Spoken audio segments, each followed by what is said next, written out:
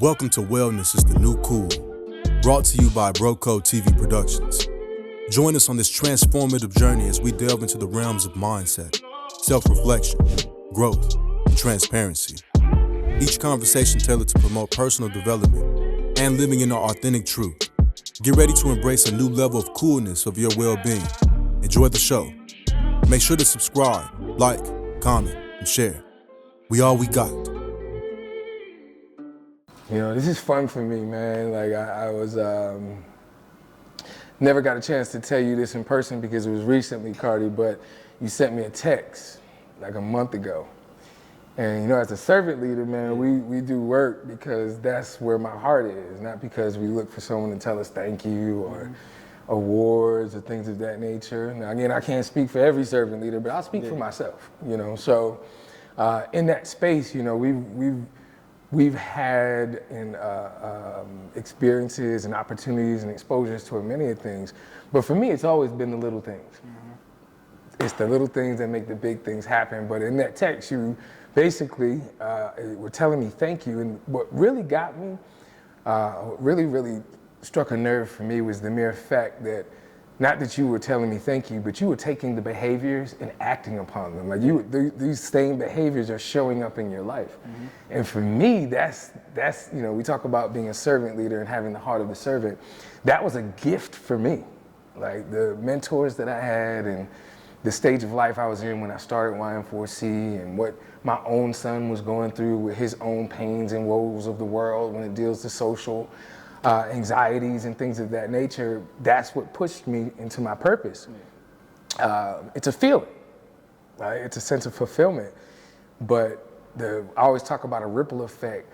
I've heard and felt that ripple effect through that text message. And that's what meant the most to me. That's was the feel-good moment. People say, hey, why do you do what you do? Man, there's a many reasons, but that right there, oh man, that's the gift that keeps on giving. Because now the acts that I put through, even through the pain, through the own woes that I was going through, because life don't stop lifing just because I say yes to a calling. Like things don't stop happening in my life just because I was like, yo, I'm gonna help somebody else. But to be able to see that's the fruits of that labor. And that meant a lot to me, bro. So it feels good to sit down with you, man. How you feeling? I feel good. I'm awake. I'm alive, I'm awake, I'm doing things, so I feel good today. That's a good start all by itself, right? You're alive, you're awake, you're feeling good. You got one more opportunity to get back into the world. So how old are you now? 19, going on 20. 19 going on 20, man. If I remember correctly, 2017, that's when YM4C started, you know, when we started doing social activities and taking life lessons and actually applying it to real life experiences and different type of exposure. Take me back to that time, you know, how old were you then? 12, a week away from 13 when I joined. Yeah, what was life for you like then and what was the push for you to join? Life was just basketball. It was basketball, hanging out with my cousins, my brother, like my best friend at the time. Like that's what life was. Every day I wanted to wake up. I wanted to go outside, I wanted to do things, but walking down the street to play basketball was a little dangerous. My mom didn't want us to do it all the time, so we had to find somewhere closer. And that was the call when we seen the basketball. We said, okay, this dude is allowing us to play basketball in this space. We're gonna go. We never know where this can take us. So that was like the push that got us. It led us down a different path and made us learn a lot of different things, and I'm glad we did because basketball was life. Now I found more to life than just basketball. So that was the main push behind it, like just, hey, we gotta play basketball today. So, The Bible talks about compelling, right? Compelling is a sense of drawing. You know, so to hear you say that, man, that, you know, the fruit and the foundation of the work that we do is the positive, popular conversation, right? The fellowship over a meal. And then the pro-social activities, the physical activities. So yeah, definitely that was the thought process when starting YM4C, man. How do we take anything with a ball? So in your case, it was a basketball. I remember we had a football, a kickball, you know, a soccer, you know, right? Really just wanting to use that as the draw. And then the food. You know, and then the food, man. I remember earlier on, oftentimes, you know, we're speaking of a community just for those that are listening so we can put it in perspective. we're speaking of a community that has townhomes, single-family homes, apartments in the back, and just you're residing in these apartments, and I'm going to a church that happens to be in the middle of all of this, in this whole ecosystem. So when you talk about walking down the hill, that's literal. Yeah. Right? You know, what were some of those early experiences of walking down the hill that you remember?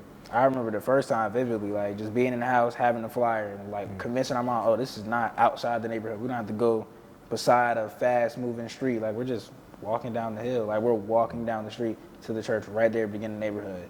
Like at first, it was a little skeptical, like, that's still a little troop. That's a little far walk. My mom drove, like as we walked, and seeing that it's nothing but in the beginning of the neighborhood. So it became walking to skateboarding when we got into a real skateboarding phase. Yeah. Like that was one of the best parts, grabbing the skateboard, and like I barely knew how to skate. Yeah. I would get on that skateboard and ride down that hill all the way to YM4C every day.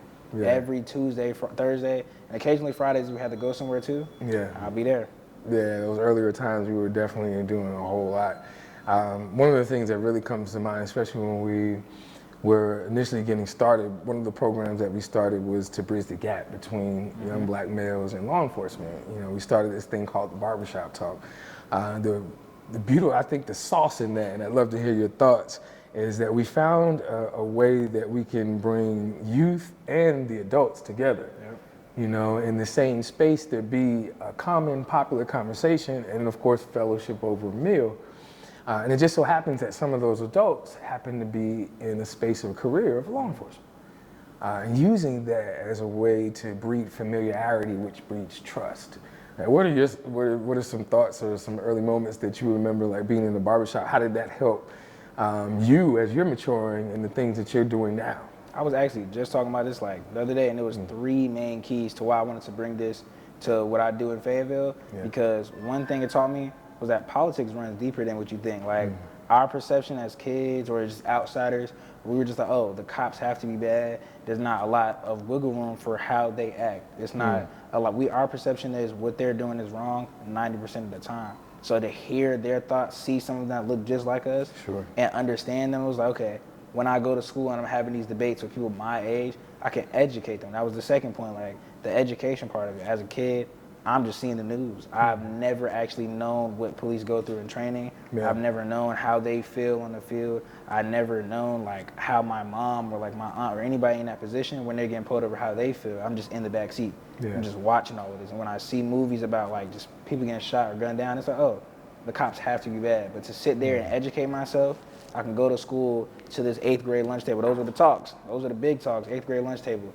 And tell them like, okay, maybe this is why this is. Maybe here's what we can do to change this. And being that educated person, it made me more mature in that situation. But it also taught me like socializing skills with people beyond just my age.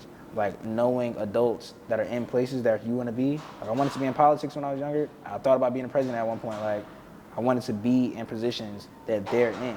Yeah. I wanted to be able, you got to know the police chief, you got to know the mayor, you got to know the governor if you want to get farther in life and stuff like that with politics. And you have to understand what you're talking about. So like political standpoint of like making friendships and fellowships with those people, I learned that there too. I remember names because that name will help me in the future. So. I love to hear you say that.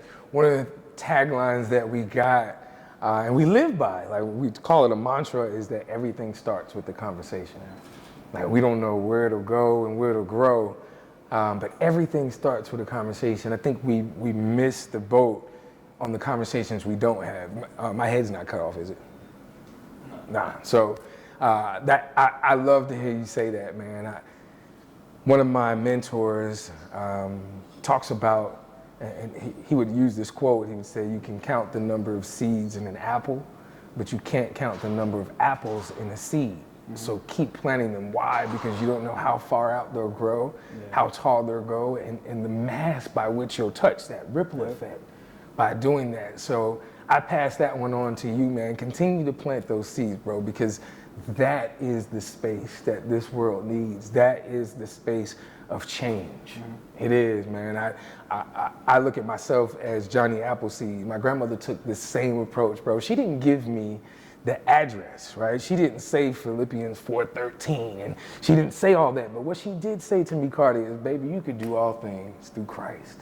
And it took a while. It did, man. It took a good while. But I'm glad, and it's my job now to take that same approach with y'all, man. So, you know, for me, it's like, okay, you're not in YM4C anymore, but I hear you say, man, I'm 19, about to be 20. I was like, man, I thought this dude was 25, like, you know. But again, you're still maturing, you're still growing, and that makes me proud, bro. It really does to see that ripple effect. So continue to do that. So at the tender age of 19, 20, right, you're coming into your own. What have you found is important to you? Like when we talk about creating a sense of happiness, creating a sense of wellness, creating an ecosystem and an environment that adds value to your life, right? What does that space look like for you now? How are you growing in that space? See, for me, it's like, it starts with financials. That's like number one, because when I'm financially stable, I could do a lot. I could do a lot for my community, I could do a lot for myself, and I could do a lot for businesses or things I want to do in my career in the future. So that's like the driving force, like making sure I am comfortable where I'm working or what I'm doing to make money, and making sure other people around me have the ability to connect with me to go further. And like stuff like that, that's like the driving point. My community, any community I touch. When I am in Fayetteville, even though I'm not born and raised in Fayetteville, I'm a Fayetteville native when I'm there. I'm bleeding Fayetteville. Like, I will go to the depths of the earth for Fayetteville when I'm there. I will go to homeless shelters. I will work every day if I have to make sure people have food. I will do what I got to do in my mentor program, everything. When I'm in Raleigh, anytime I get called to go to work, I'm going to work. I'm going to watch those kids. I'm going to do anything I got to do for those kids when I'm there. It's just the giving back aspect of doing that. It makes me feel good inside because I believe in karma. I believe like as much good as I put in this world, I get back. Like whether it's blatantly obvious or I just sit down and I'm able to go to sleep at night with a smile on my face and wake up with the same energy like I did today. Slept for like 3 hours. Woke up with a smile on my face and a lot of energy because the day before I had fun at work. I did what I had to do. All those kids went home smiling.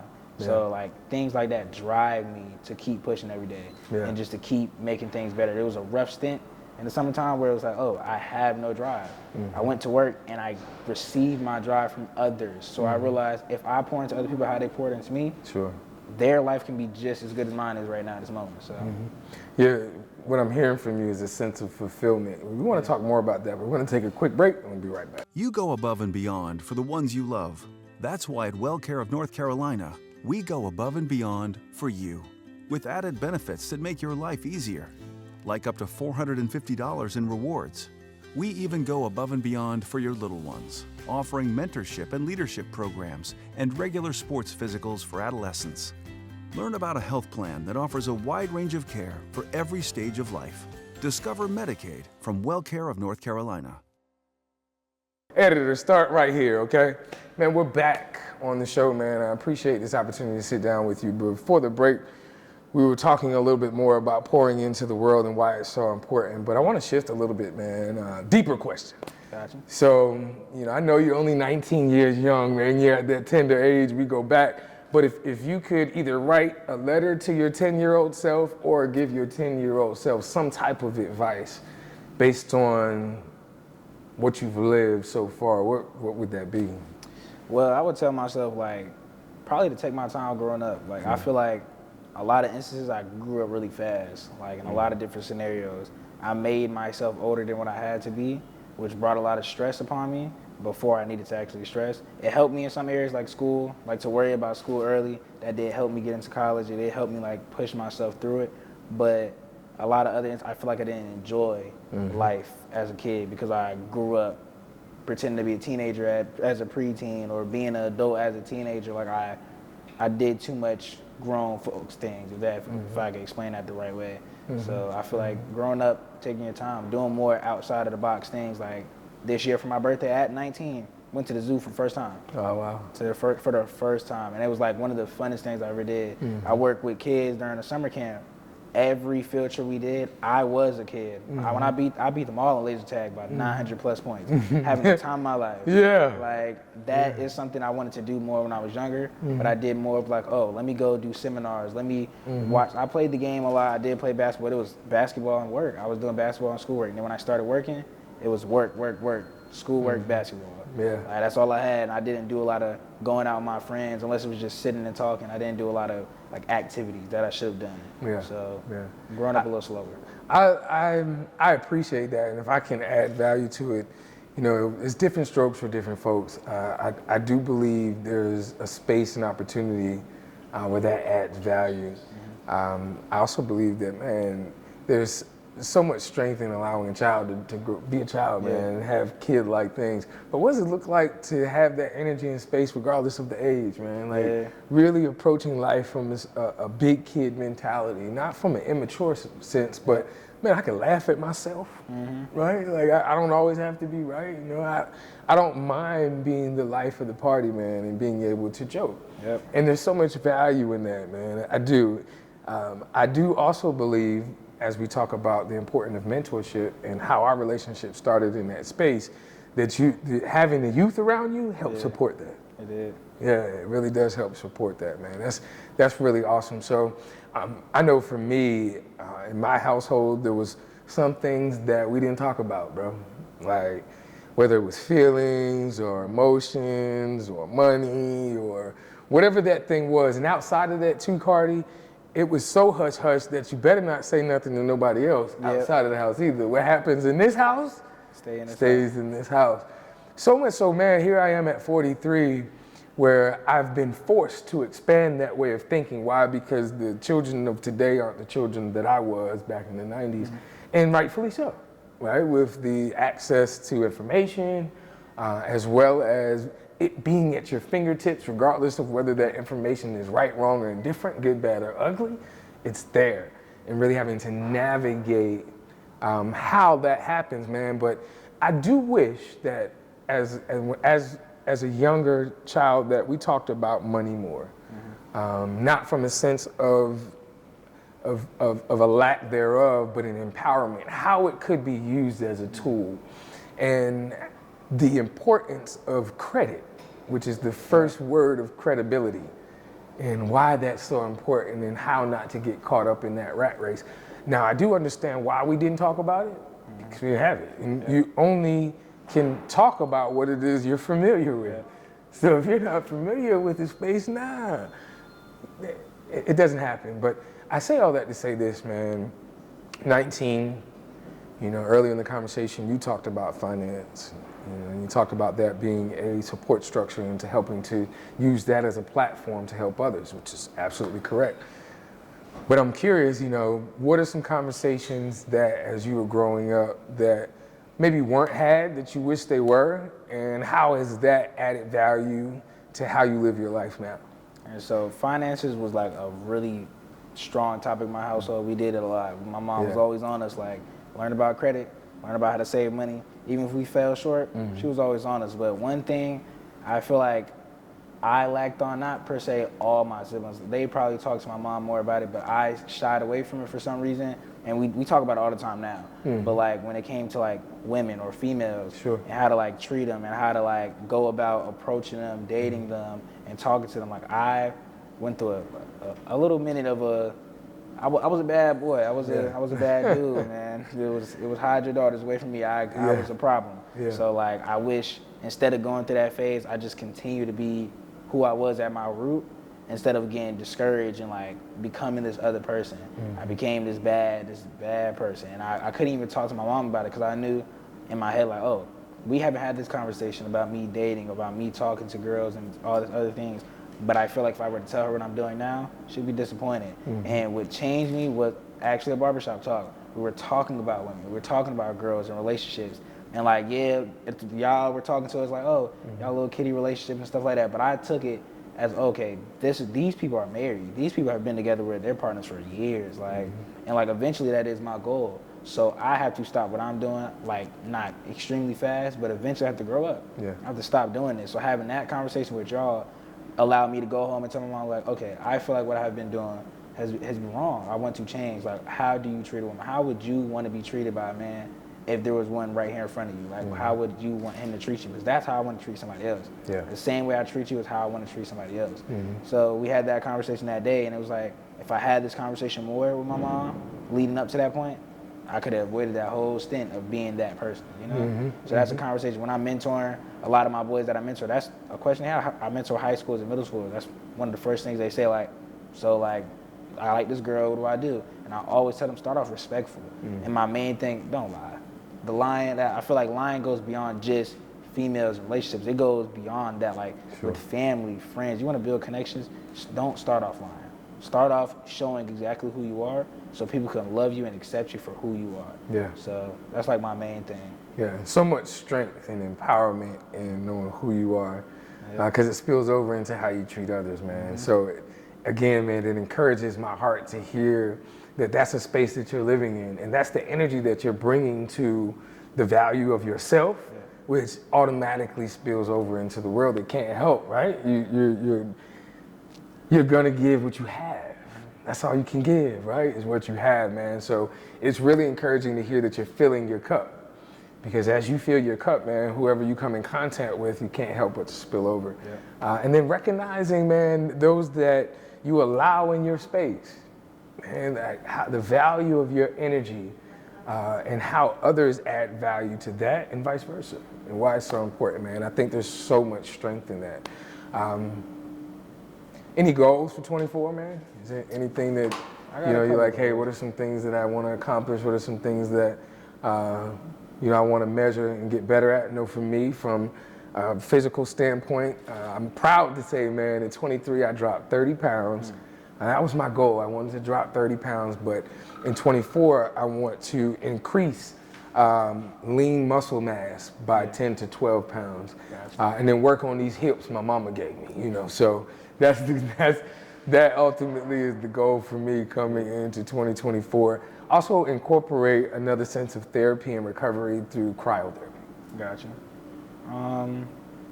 I want to say I have a lot of goals for it. I just did a vision board, and on the back of my vision board, I used the pictures to represent what I want to see, but on the back, I wrote it down. And I want to be able to turn my vision board over and check off one by one. So I'm gonna just go like 3 things off the list. I want to have enough money to get an apartment. And by having enough money, I learned from you, if you can't buy something twice, don't buy it once. So like I want to have enough money saved up to where I could pay my rent twice a month if I really wanted to. Obviously, you don't do that. You pay it once, but I want to have enough to where I am comfortable paying my rent and living life. So that's a goal. And GPA, I want to raise my GPA. My GPA is not bad. My GPA is actually really good, but I want it higher. My school, Fayetteville State, has the #1 HBCU nursing program on the East Coast, and I am in the nursing program. So to continue in that program or to get into the program, you have to be at that competitive standpoint. So GPA is a very high goal for me. I'm going for all A's. I was a BC student in high school. I want to stay a BA student in college. I want to continue that route and keep pushing myself forward there. And I want to get out more this year. I feel like I've been in a bubble. I've been, that's why I say in the summertime I had a lot of fun with my kids. It was field trips, out and about, outside, doing things, activities. But before that, I was just class, mentoring, going to work. That's all I had. That's all I was doing. So the only joy I found was mentoring rather than enjoying life, period. So during the summertime, I was mentoring, working, but I loved my job. Enjoyed my job so much, and I was having a lot of fun. That was different, and that's something I want to do more of, like traveling with family, because I haven't spoken to my family deeply in like a lot. Like it hasn't been rich conversations since I've been in college. I've seen them like twice a year for 2 months at a time, so 4 months in total a year, and I don't really get to enjoy my time with them. So connect with family more and get back to the root of who I am. Yeah, I love to hear you talk like that, bro. If I can give you any sense of encouragement, man, one, I'm also obviously proud of you, but I would ask that you give yourself grace, like live in a space of grace as you continue to grow, as you're continuing to learn. You are a sponge, and you're soaking up a lot of the good things that are rich and adding value to your life, which is amazing and awesome to hear. But give yourself grace, man. Continue to set goals. And I love to hear it, man. Flip that thing around, keep checking them things off, man. There's nothing greater than a sense of accomplishment. And then if outside of giving yourself grace, find people that share in the same energies. Continue to encourage and attract your tribe, right? Remember, your passions are what you do for yourself, Your purpose is what you do for others. All right, find individuals that live and travel in that space, man, and double down, bro. That's it. You know, life is going to continue to keep lifing, but what you're talking about is a sense of fulfillment. And as long as that continues to happen, as long as you continue to live in that space, I see nothing but great things for you, man. So just know that, man, I love you. I appreciate you. It encourages my heart, you know, though maybe not by blood, but certainly by passion. It's good to see you continue to grow and mature into what God has for your life. You know? So we done, bro. Till the next time, continue to love on people, love on those who love you. It's your boy, bro, Troy. Discover the pinnacle of visual storytelling experiences with BroCo TV Productions. From the artistry of photography to the magic of videography, the world of podcast production, exclusive red carpet services, captivating MC services, inspiring speaking engagements, expert panel discussion curation, and breathtaking drone services. The Bros have you covered. Elevate your events and storytelling with us. Contact BroCo TV Productions now at 919-714-9905 and be a part of our incredible journey at www.brocotvproductions.com. We're here to make any room better. Feeling pretty good, man. Ain't seen you in a while, man. Happy New Year to you, all that good stuff, man. How old are you now? 18. 18. You still a baby, okay? Yeah. Still got Similac on your breath, okay? That's what the old people say, though. I'm sure you've heard that one before, man. How you feeling so far, man? Life treating you pretty good? Yeah, pretty good. Yeah, man, I want to go back, man. Like, you're one of the original Hebrew boys, you know. Like, I remember calling you guys that when we first started, like the three youth that started in the fire, like when we first decided to use mentoring as a tool, as a way to give back and plant seeds of hope and love into the youth. So it was 2017. What was your mindset?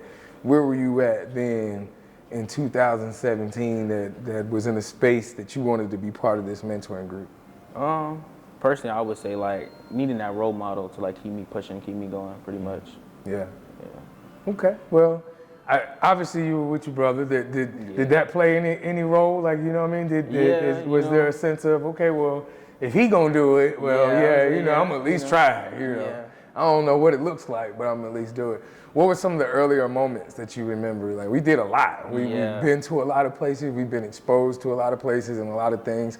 Like, what are some of the earlier things that you grasped onto that was like, man, that was really dope? The Christmas event when we was all there, wrapping gifts, giving people back food, stuff like that. Wow, you took it back on that one. Yeah, that one was really good. Yeah, man, I remember that day, man. Shout out to Pastor Phil and Lost Sheep Ministries. So yes, at that church inside of Walnut Creek, we were doing a huge give back. If I remember correctly, there was pallets of fruit, watermelons. It was a bunch. We packed all kind of. I think we packed like 150 boxes and then put them on a U-Haul truck. Yeah. And then, like you said, then on the inside there was somebody on the inside as well. Did it cut off? No. And then on the inside. There was wrapping and gifts. You remember that? Yeah, man, wrapping that and was gifts. pretty dope, man. Yeah, I remember that. We did that like 2 years in a row. That was really dope. You know, I'm curious. You know, we talk about being able to serve, right? Like what you're talking about is a sense of service towards others. Can you remember how or when that became important to you? I would say like when you were helping me, pretty much I was like, man, this is my time to give back to other people as well. Yeah. So, Yeah, planting that seed. When I was talking with your brother earlier about serving others being a sense of fulfillment. Right. You know, like my grandfather, man, he lived to be 101 chance. And I was looking at, I was wise enough chance when he had turned 100 to use my phone and a microphone to do the very same thing with him that I'm doing with you right now. Now, not on this level, right? We don't have 4 cameras, a photographer over here at the rooftop in Raleigh, North Carolina. So it wasn't this elaborate, bro, but I was wise enough to sit down and really ask him some questions. And I'm thankful for that because I'm able to look back at that now. And one of the things that I remember him always saying, Chance, was it feels good to do good. Right? Me and your brother Cartier was talking about that being a sense of fulfillment, right? It's a feel-good moment. Yeah, man. So being able to pass that on and you to embrace what it what that feels like to have the heart of a servant, man, that warms my heart. That's a big deal. How about now? Like, you know, one of the things I always ask, because our show is called the Bro Code Show, right? So we define the Bro Code as a sense of values or standards by which a select group of men treat themselves in their interactions as well as their interactions of others. And I have to ask, man, you're a young man, we've been through and had a whole lot going on. We've had numerous conversations, but when you think about the code, that set of values, what comes to mind? What does that mean to you? I would say like becoming who I want to be, truly, like becoming a man, you know, taking care of what I got to get done, you know, just bettering myself and then helping other people get better as well. Yeah, being able to serve others is a big deal, bro. So what's next for you? So you're currently now in that college stage, right? Still learning, still higher education. I'm thankful for that. Where are you wanting to take that path? Where do you see that going? I'm studying criminal justice and criminal psychology, so hopefully in the law enforcement agency. Okay, all right. Do you have somewhere specific? Is there anybody, you know, we talk to a whole lot of people. This is your opportunity now to do your shout outs, to talk about maybe potentially where you may want to do an internship. You never know where this may go, man. So I don't want to stop your shine. I was talking with the Raleigh Police Department, so yeah. Okay. You know, hopefully I can get that, you know, set up. So yeah, it should be good. All right, look, Chief Patterson, Chance Stuckey. He's been with YM4C for years. Look, you know we lead the parade. You were at the parade. There you go. He was at the parade. He was right next to you. Chance Stuckey. Some of the things that we talk about, Chance, is what is it that we wish that we would have had more conversations about in our younger years? And for me, we somewhat talked about finance, but that wasn't a big deal. That wasn't something that we talked majority about. And I knew of a 401k, but I really didn't understand the importance of it, right? So if you could, what is something that you wish you would have talked more about at home? If there were some conversations that you wish that your parents would have had more of?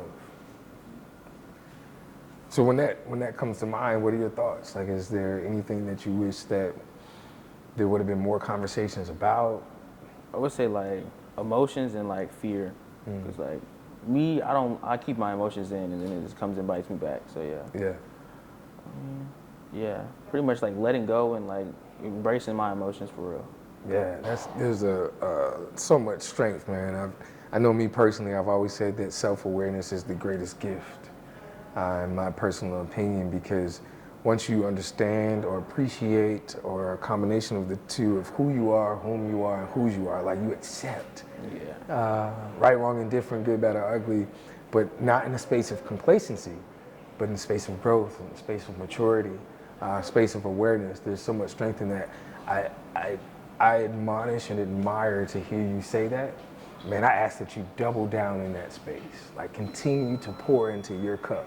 Because as you continue to pour into your cup, it overflows into the people that are around you, and it attracts, right? You attract who you are, right? Fear is a word that encapsulizes and restrains many, whether that is from a short-term space and can carry on into a long-term space. So whatever it is that helps to be productive for you in that space, double down on that, bro. Continue to seek and ask for help. Understand that there's no weakness in that.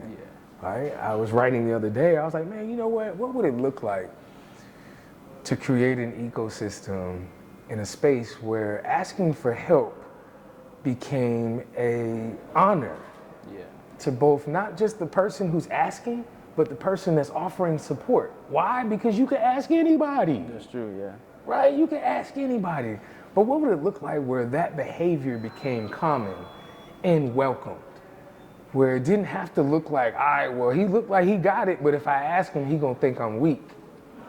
Or it's gonna be looked at as a sense of discomfort, right? Or there's a fear of what they will say. I encourage you in that space, man. I believe that that's the space, Chance, where great things thrive. Not just exist, but thrive. Yeah, brother. So what's next for you, man? Like, I know we've got law enforcement. You have a specific, you said Raleigh Police Department. So is there a special criminal, you know, are you in the lab with the coat looking at blood? Like, I want to investigate, like, find out why people do the things that they do, like, get deep into that. Yeah. When you said that, I don't know if you were with us. I know Cardi was there. I have a picture of your brother. He had on the bulletproof vest. We went to the CBI building. Were you with us that day? Yes, I was, yeah. Yeah, man, over there off of Hammond Road, right? Y'all remember that? You remember that? Yeah. I would encourage you to continue to ask questions. We have access. And because we've have access, exposure, continue to ask questions, continue to double down on that space, and continue to love on you more. Yeah. All right? We out. Year, a little bit over a year, YM4C has been a saving grace for me and my son. Unlocking a world of potential. YM4C, Young Men for Christ, is more than a mentor program. It is a transformative journey for youth ages 8 to 16. Through life skills, character development, and engaging in pro-social activities, YM4C is sowing seeds of love, hope, and self-confidence. We believe in the power of opportunity and exposure to shape a brighter future for our youth. Join us in nurturing the next generation. Follow, support, and make a difference at ym4c.org. Together, we inspire greatness. Good, man. Glad to get a chance to sit down with you, man. It's been a while, man. Yes, sir. Yes, How old sir. are you now? 19. 19. So how old were you when we started YM4C back in 2017? 17? I have to be like 14, 15. 14, 15 years young. Wow. So it's been about 6, almost 7 years. That's amazing, man. How's life been treating you so far? Good for the most part. I mean, just working out, living life for the most part. I'm enlisting in the Navy pretty soon, so that'll be pretty good. Okay. And you're looking to get into the Navy. Yes, You're sir. going to be a boat boy. A sailor man, yes, sir. Okay. I could dig that. I'm curious, what are some of those earlier memories? Like, you know, we go back to the 13, 14-year-old Ty, just getting into YM4C, Young Men for Christ, life skills, character-based education, physical activities. You know, when we first started, it was more classroom-based. You know, we were at the church using basketball, Using basketball. food as a Papa draw. John's. You know, right? That pizza, but came for that pizza. To go, right? yeah. It helps sometimes, you know? Absolutely, man. What was the draw for you, man? Like, why was it important for you to come early on? At first it started as like a bandwagon kind of thing where like my friends are going, so I might as well kind of go, just hang out, see what it's about. Yeah. But then as I kept going, I was like, oh, this is actually beneficial. So I started talking to my mom about it, and she was like, oh, you have to keep going out because like you're already in there, all your friends are going, you're learning a lot, you're actually spending your time doing something productive instead of just being outside playing around, like you're actually learning something instead of just playing with your friends and stuff. Like it's nothing wrong with playing with your friends, but it's better to learn while you're doing that, if that makes sense. Yeah. You know, oftentimes we say we get into things because of others, and people get on us about being a follower, right? Yeah. But in this case, it sounds like it helped you out. Yes, sir. Of Right? course, It sounds like it was an opportunity for you to gain value, right? And exposure, opportunity. Yeah. And it worked in your favor. Oh, yeah. Man. When we first started, man, obviously we were in the classroom of the church. And one of the first and earlier on programs that we started was the barbershop talk. It was a bridge between the community, specifically the brown and black community and law enforcement, and how we can use accountability as a way to build familiarity and trust. You know, we had about 40, almost 50 of those conversations monthly prior to COVID. You took part in that, is that correct? Yeah. I've been to quite a few of them, yes, sir. What were some of the early memories what were some of the takeaways that you remember that helped you in how you move now? Honestly, before the bro code talks, I hadn't really had much interaction with cops. I wasn't driving yet or anything like that, so I wasn't really out on the roads. So I hadn't really had much interactions with them. But when we started having the talks, I started being around them more often. I got more comfortable with them. So that was nice to, I didn't really get close with them, but I got comfortable with them to where it was like, if I see a cop out in the open or whatever, I didn't get as like nervous or whatever as I usually would have before then. So that was nice to just be able to be around people that I wasn't comfortable with beforehand, but learning how to get used to them, if that makes sense. Yeah, Learning how to meet new people and get comfortable in new environments, becoming adaptable, if that makes sense. It does, man. You know, we always say everything starts with a conversation. Yeah, for sure. Where that conversation will go, we don't know. You know, but not having it, I believe, in my opinion, can disconnect you from things, right? We always say blessings come from people. Right? We connect with more people, well, it's assumed You get more that blessings, you get yeah. more blessings, Yeah. right? Absolutely. So, one of the moments that I remember that I know that you were a part of was back in March of 2018. March 2018, yes, sir. Yeah, this was So, prior to COVID. March for Our Lives? March for Our March for Our Lives, Lives, I got man. you. I don't know if those that are listening remember, but this is when one of the many moments where young people were using their voice to amplify how they feel about gun laws and things that were going on. And I always remember the wanting to bring you guys and have an example of why your voice is so important. And then to watch young people who started this, who galvanized, who are the ones that supported this cause and made it happen, march, use their voice on not just anywhere, but Washington, Yeah. right? On the Capitol, right? Of course, of all places, right? We took a charter bus, man, from Raleigh, North Carolina. We connected with multiple organizations to make it happen where I think it was about over 50 children and adults, 10 to 12 of them from YM4C got a chance to be in the thick of that, in the midst of that. You were one of them. Yeah, right in the middle of it all. Yeah, tell me about the experience. So we got up that day, went up to Washington, D.C. It was a long ride, I'm not gonna lie, I remember that much. A lot of my friends were there, like I said, so that helped take some of the edge off the month, if that makes sense. Make it a little less serious, but still have people around me that I knew and all that good stuff. That was a very big moment in the community for us, talking to my friends about it, like a lot of, especially now in the climate that we are, where Southeast Raleigh, like recently we had a stabbing at the Southeast Raleigh High School. Yeah. Things like that are still happening to this day, and the events like that happened 5 years ago. So it's an ongoing battle, but at the end of the day, things like that, people rallying together, people opening their mouths and saying something, expressing their opinions is really good. That's what helps us make some kind of impact on the community, if that makes sense. Yeah, it's important, man. Your voices matter. For sure, yeah. Right? And being able to amplify that voice, especially for something you're passionate about. Yeah. Right? It's important. You see something wrong, you speak up. Especially where you live at. You come here every day, your kids grow up here, your neighbors are here, stuff like that. You want your family to be able to come and visit you in your city without them being scared of somebody hurting them or something like that. So it's good to open your mouth in your community and let other people know, hey, that's not right. We need to do this, we need to do that, and come up with some kind of solution to fix things. You know what I'm saying? Indeed, man. Indeed. I'm curious as we're shifting. We've talked about mentorship, why it's important, how it's added value to your life. How has that, some of those lessons or some of those experiences from YM4C, how do they play in your life now? Like we're talking about 5, 4, 3 years ago, and now you are growing into adulthood, and you are coming to your own. Earlier in the conversation, you talked about enlisting into the military.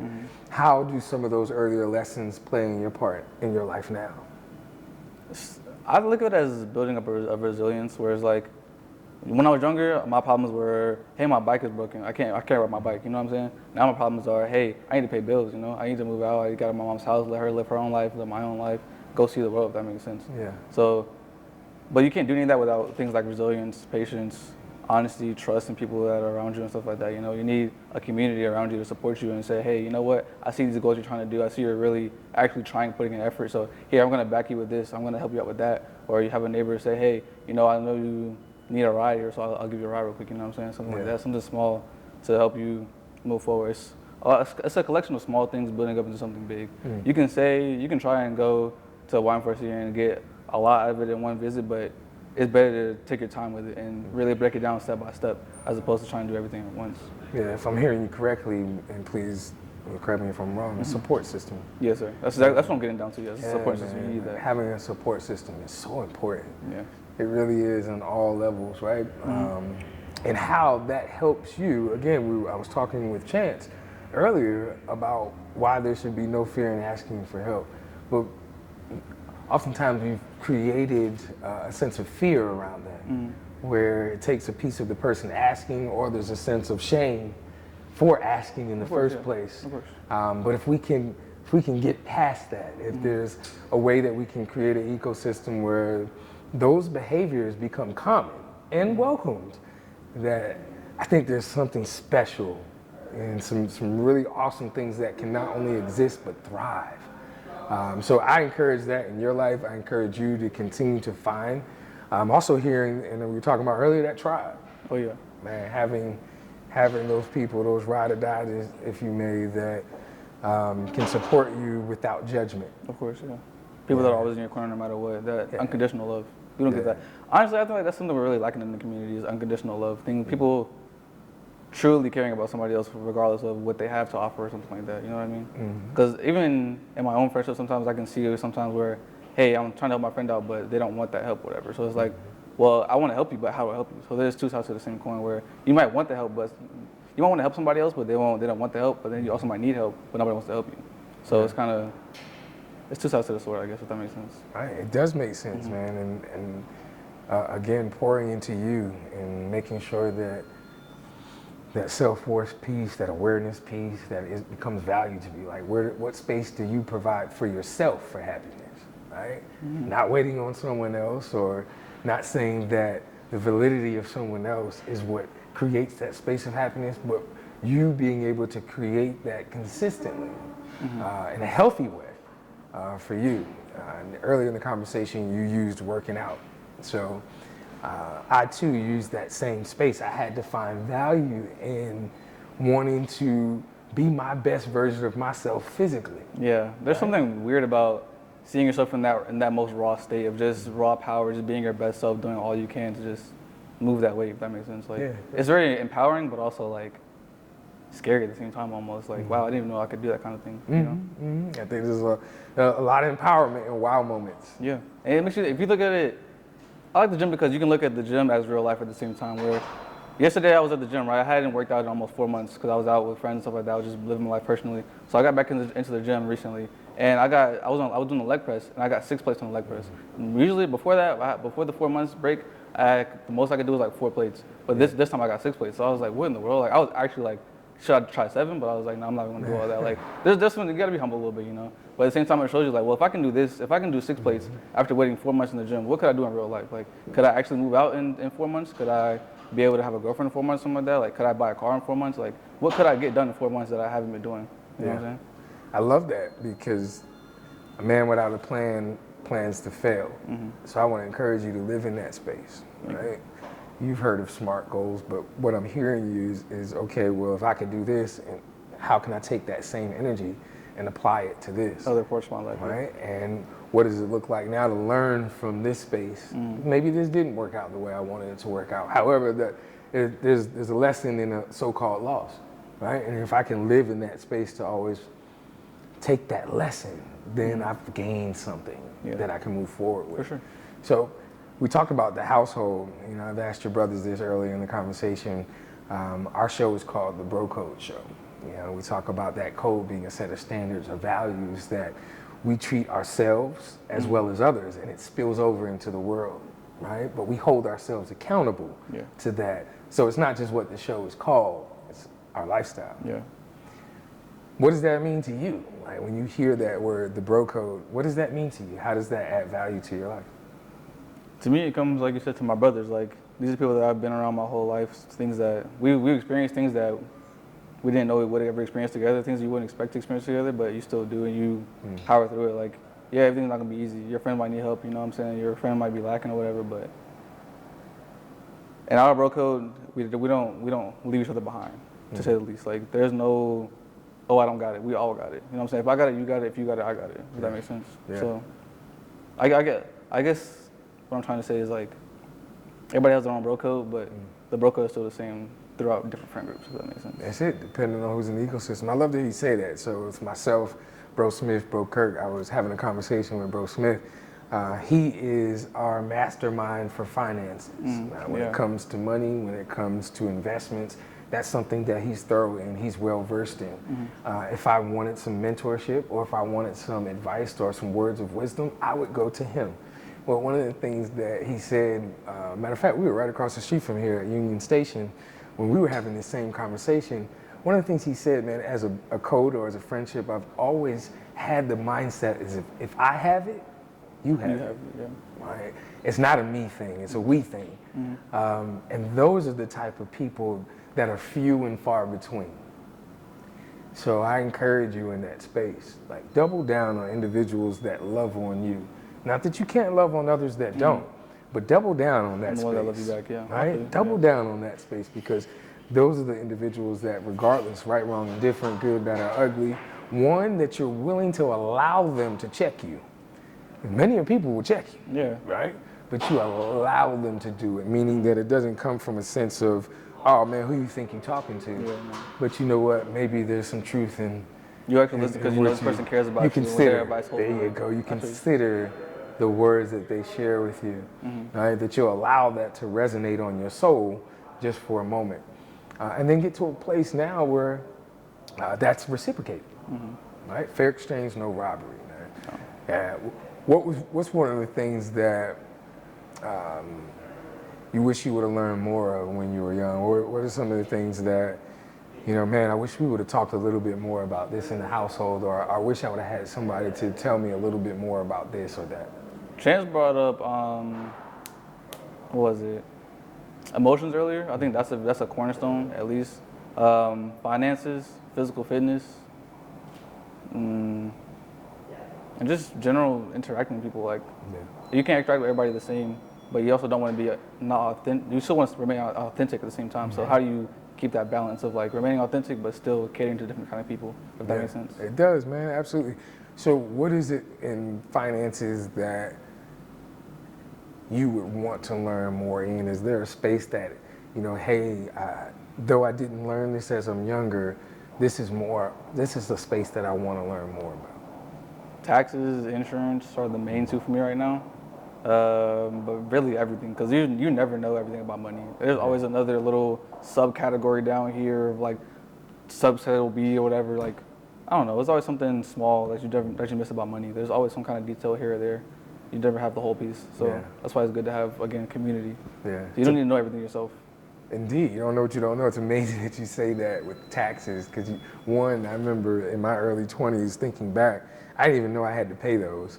Like, that was important. Yeah, right? yeah. And then neglecting it so much that now I didn't have a choice but to pay it because they took it. Going to jail, yeah. Oh no, that wasn't happy, man. I remember one time Ty getting a check for $0. Ooh. And not really understanding. I didn't understand the penalties. Mail became junk mail. Everything was junk mail. Yeah. So you neglect things, right? And my mentor always tells me, neglected issues have babies. So everything that you continue to neglect will just continue to grow, fester. It'll multiply like baby kids. They don't die, they multiply. It just continues to grow. But it took me going through that over and over and still learning. I didn't figure it all out. Still learning in that space for me to have to go through that over and over again. Remember, the stage of life or the play doesn't change, though the characters do. So you replay the same scene over and over. It's just different people until you learn. And I'm still learning in that space. So for you, man, to hear you talk about that importance, I would encourage you. I would really admonish you to continue to do your research, ask questions, double down in those spaces that are adding happiness and value into your life, man. And do take what you've learned so far with the experiences that you've had into your next stage of life, whether that's the Navy or anything else. Does that make sense? Yes, sir. Yeah, man.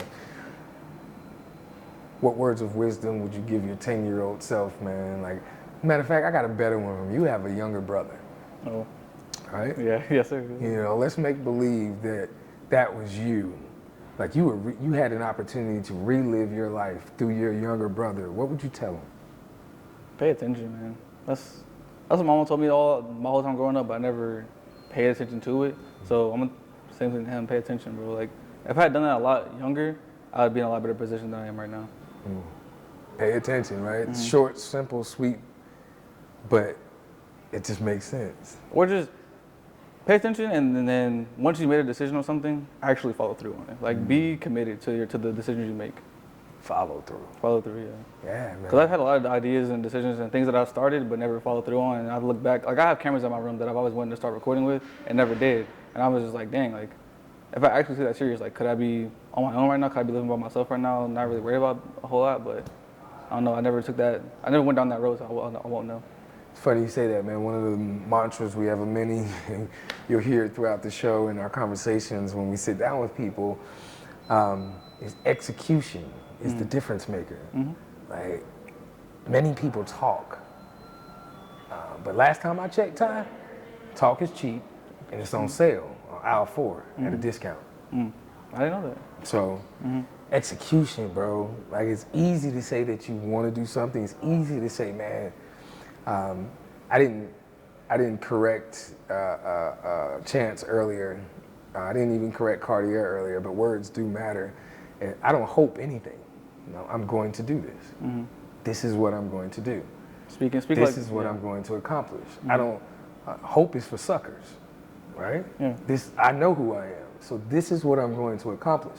Now I need to create an ecosystem around people that have already done it, because there's no need for me to reinvent a wheel. No. Nah, that's retarded. Yeah. Excuse me, that doesn't make sense. Yeah, right? So, and also set up small habits that will get me towards that. Because you're going to set those habits up, they'll happen autonomously almost. It's the little things that make the big things happen. It's the small habits, right? When you bake a cake, it's a little bit of this and a little bit of that. You don't just put a whole lot of that, right? And that's it. You got to put a little bit of this and a little bit of that. But at the end, boy, right, you got something perfect. You got something good, yeah. So I want to encourage you in that space, man. Always a pleasure to talk to you, bro. For sure. Till the next time, man. Another one.